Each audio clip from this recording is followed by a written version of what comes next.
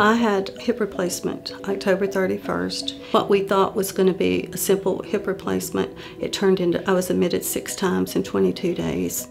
Mary's a patient that was referred after having an unfortunate complication of her original surgery. At that point, she was referred to me for an evaluation to see what we could do to kind of get her back into a life with a pain-free hip and independence. I was admitted 6 times in 22 days. Dr. Christie came highly recommended, and so did the Southern Joint Replacement Institute, but my insurance wouldn't allow me to come here. So after all those incidents that I had, I did get to change my insurance, and that's when we came and talked to Dr. Christie, and he agreed to the challenge.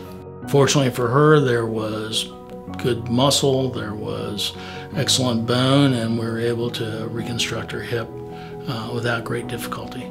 Surgery here and at Dixon is going to be the same. In other words, our program will be identical to the program we have at Centennial. And that involves the preoperative plan followed by class for the patient and their family so that they understand the process of recovery. And the larger goal is to create a total joint replacement program at Horizon Hospital. The patients there will enjoy the same quality that they would get in Centennial. They'll just be 5 minutes from their family instead of an hour and 5 minutes. I fully expect we're going to have a fantastic program in Dixon. I'm really excited about being able to serve our patients out there.